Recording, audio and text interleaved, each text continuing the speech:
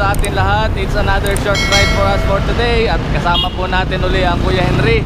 Tapos meron po tayong bagong kasama, si Argel. Yan, nasa likod po sila. Kami po ay iikot ngayon sa Barangay Tangisan. Aakyat po kami ng Siranlupa. Tapos kami ay dadaan ng bypass road. Shoutout po kay Carlo at saka kay Gilbert na hindi po natin kasama ngayon.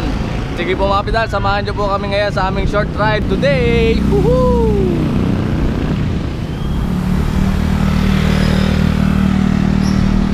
So ayan po mga pedal, dito na po tayo ngayon sa Barangay Libho. Tayo nakalampas na sa Arco. Ang problema ko po ngayon, nakalimutan ko yung memory card ng aking chest mount camera. So ayan, magtsatsaga po tayo ngayon sa handheld. Medyo hindi po stabilized ang video dito, kaya tsaga-tsaga na lamang po. So yun nga po, nasabi ko sa inyo, kami ay iikot ng Tangisan, Siranlupa, tapos lalabas kami ng bypass road. So bahala na po kung kami ay didiretso ng Tingga or kami ay kung saan susuot, dahil marami naman pong exit dyan sa may bypass area. So medyo challenging po yung aming ride ngayon dahil na medyo may ahon lusong po tayong gagawin. So makikita po natin kung ano po yung progress ng pagbabike ng ating mga kasama. Ako din naman po, medyo matagal-tagal din po ako hindi nakaikot dito sa bypass. So maintindihan na mamaya pagka tayo inado na. So tsaga-tsaga lamang muna po tayo sa ating handheld camera. At yung ating phone chest camera ay hindi natin naisalpak ang memory card. Nakalimutan po natin. So sige po, kita-kits na lang po pagpasok ng Barangay Tangisan. Tayo paliko na po din sa may Barangay Tangisan. Dine tayo. Diyan naga. Sige. Siya kami po ay lalampas na din sa may Barangay Tangisan at testingin daw po kung makakapasok din sa dulo ng bypass road. Medyo nabago po yung ating ruta, pero maintindihan no, pagka nakarating doon at wala naman kami dadaanan at maputik, kami babalik na. Kala ko ito tayo aahon. Sorry po yung dulo ng bypass road din ay hindi na po kami din dadaan, iikot po kami at doon po namin titingnan kung kami makakalusot naman din sa kabilang are. Kung hindi, babalik na po kami ng bypass road. Medyo traffic po at may banggaan din Saka kami babalik na sa may Barangay Tangisan. So ayan po, kami bumalik na uli at baka ho kami pagdundumaan sa entrance ay wala kami malusutan. Ay sa putik ho ngayon at umulan kahapon, ay baka kami mahirapan. So din na po kami uli sa Barangay Tangisan lulusot. Yan, din po kami ngayon papasok. Aahon po kami din papunta ng Siranlupa. At doon naman po sa may bypass road ay di kami susubok kumanan para makita namin kung hanggang saan na yung daan, kung makakalusot baga nga o hindi. Dahil sa huli ko pong punta doon ay ako po ay nag trail adventure. Kaya kami po ay wala na sa traffic at sobrang traffic po kanina.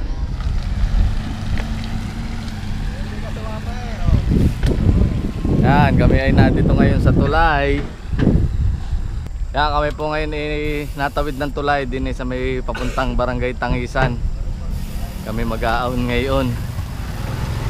Medyo maahon po dito. First time ko pong dinidumaan ng paahon. Kalimitan po ay paggaling kami ng Siranlupa, din kami lumulusong. Yan o, dyan, may daan dyan, trail. So sige po, kami tuloy-tuloy lang ng pagpedal. Hari pala ang Golden Grande papasok. Ay, kaganda ng mga bahay din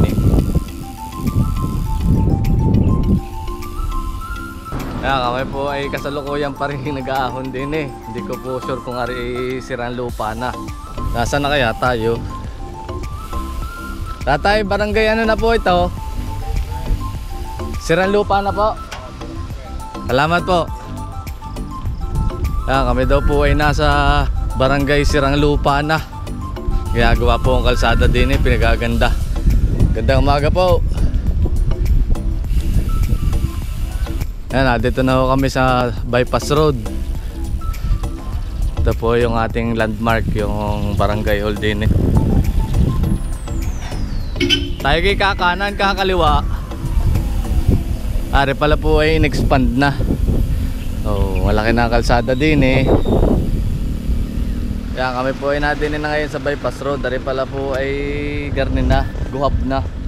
Dati ay medyo mapuno pa tsaka maraming halaman. Doon po sa part na yun ay may mga expansion na ng kalsada. Tapos yan, nadinin na kami sa bypass road. So ang plano po namin ngayon, kami ikakanan muna bago kami pumunta din sa mismong bypass area. Titingnan lang po namin kung hanggang saan na po yung progress ng kalsadang are. Yan, yung pong pataas na yan po ang papunta ng Barangay San Miguel. May mga pinapasyalan din po tayo dyan. Yan, lot for sale. Oh, baka kaya mo rin. Diniho ay marami pang binibintang lupa. Ay talagang pagka kayo may budget milyon. Dati ho rin lugar na rin hindi maarok ng tao at gubat na gubat. Ngayon ho ay sa lawak ng kalsada. Siya, pasensya na ho at tayo naka-handheld at alam nyo namang ating budget ay maliit pa, wala pa tayong pambili na magandang action camera na may stabilization. Eh di tsaga-tsaga lang muna. Yari pala hanggang din pala ang kalsada, hindi pa rin pala natatapos. So do po sa mga nagtatanong sa ating mga kapidal kung ano po yung progress din yari pa ho, hindi pa rin po siya sinesemento pero narating na po natin yung dulong yon. Ay kung halimbawa po kami dun kanina sa entrance ng galing, ay siya kami manggugubat. Kung tayo pala dun nakasuksok sa entrance, yari tayo, maglalakad tayo ngayong putikan. Areho ang ating progress din Bali ito po ang ating road widening at saka project ng DPWH ay nadini pala tayo magtatanong ng bagya. Nakakatagos na gaho doon. Doon sa mismong exit entrance, gubat pa rin.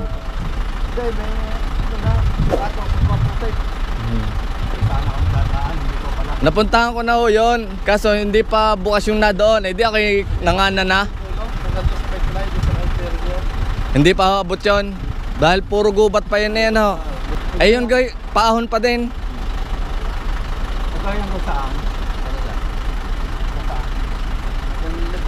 May iba pag ho itong exit pagkatapos nito. Yan na ho ang pinakadulo. Wala na ho din sa papuntang Pinamukan. Wala, may dating sa pagkakakil na lang yan. Yun na ho ang pinakadulo nitong bypass na ito. Yun na pala ho ang pinakadulo. Hindi na po magkakaroon ng ibang daan siguro. Pero sa mga susunod na panahon at mga project baka ito malalagyan pa. Pinapalit kaya tayo pero sobrang dami ng mga sasabang damit ko na yung kanila.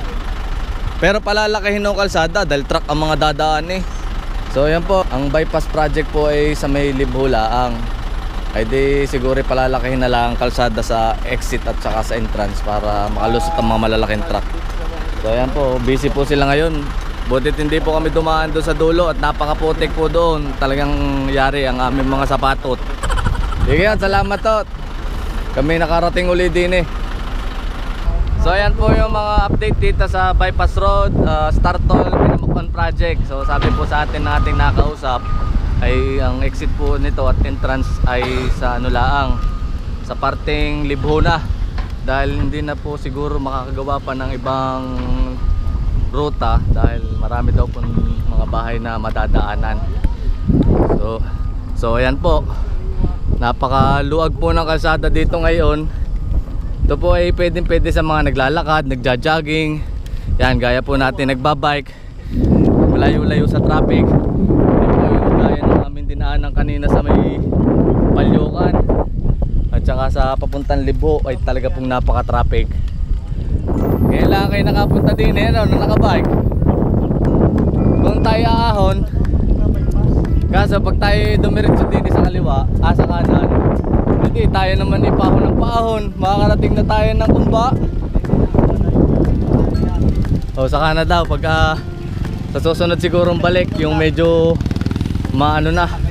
matigas-tigas ng sasakyan. So ayan po, Barangay San Miguel paakyat. May mga trail po diyan. Yung Diyugan Trail diyan din po. Oo, bagyala naman. So kami po ngayon ay nadin buti naman po at magandang kalsada at hindi masyadong maalog ang ating video. Yan po. Shout Shoutout dyan sa Kuya Nok na hindi pa rin namin alam kung saan ang kanyang bahay. Hindi namin matukoy.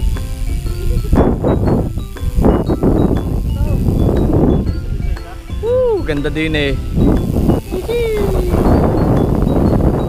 Kami po ay nalampas na din sa tulay. Hindi ko alam kung ari sakop pa ng sirang lupa o kaya na dumuklay na.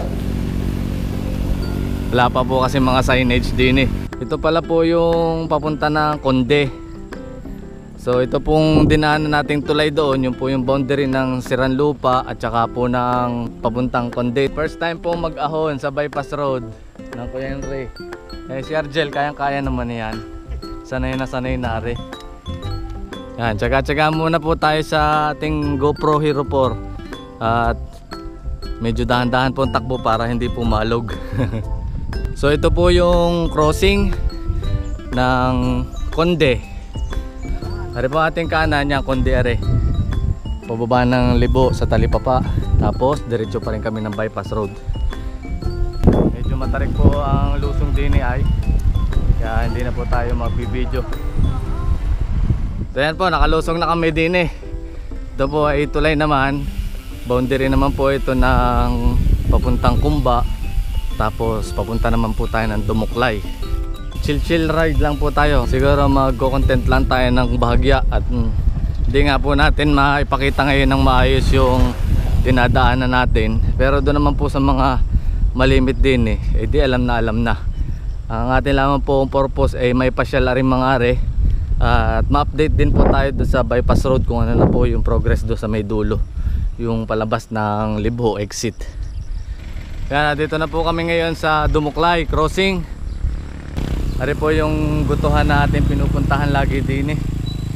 Masarap po ang guto din eh. Shout out Pinsan Joel na laging napunta din eh pagka naggogoto. Yan, nandito po uli kami ngayon sa may Dumuklay. Ay naituro ko po ring Cedric Gotuhan na lagi po namin dinadaanan at pinapasyal ni Pinsan Joel. Ay di arihot, gusto daw matikman na ating pinsan. Ay di kami tumigil na muna din eh. Dito po kami lagi napunta kay Kasami. Ay madami yung nakain. Yan, ariho ang ating sticker. Matagal na ho rin din eh. Pamula ho rin nag-opening. Ay ariho yung nakadikit na din eh.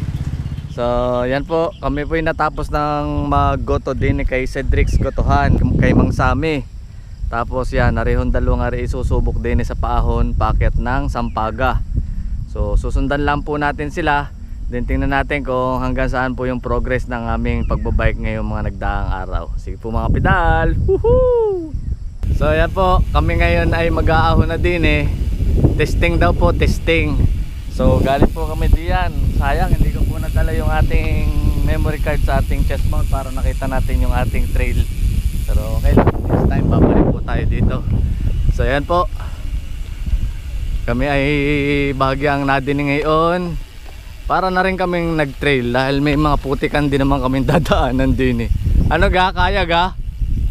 Kayang daanan o kayang akayin?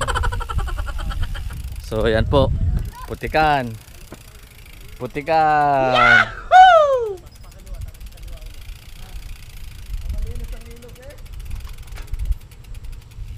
Andito na po kami ngayon sa isang ahon na ginagamit po ito minsan sa criterium race. Isang uphill, isang downhill. So ito po ay papunta na ng Sampaga.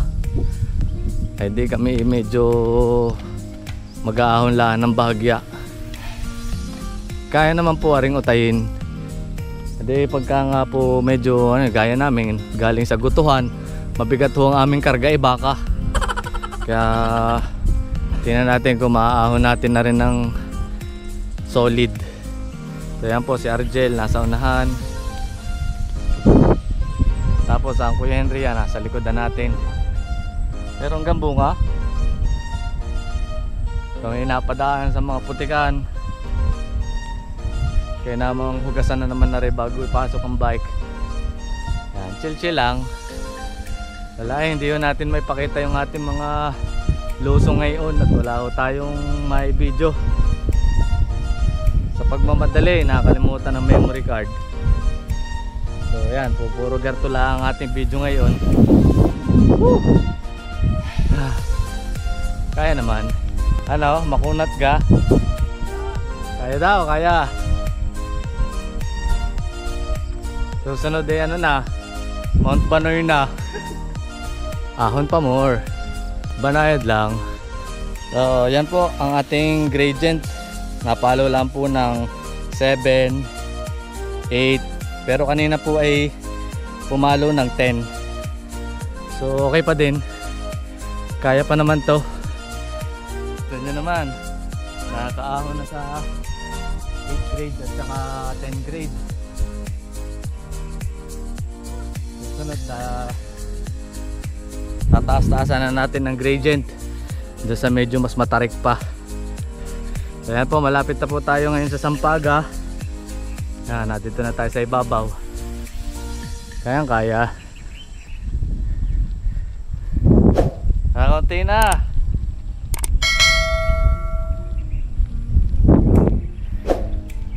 So nandito na tayo ngayon sa may Sampaga area. Kami tatawid na din sa crossing. Dito na ho medyo malalaki ang truck. Yan. Sana'y wala naman dumaan. Kami tatawid. Yan, nakakatawid kami. Nakatawid na po kami ng crossing Sampaga papunta ng Dumantay. Ahon lusong, lusong ahon. Kaunti lang naman, hindi yan gaano katarig. Ay, malalaki na ho ang truck na nadaan din eh.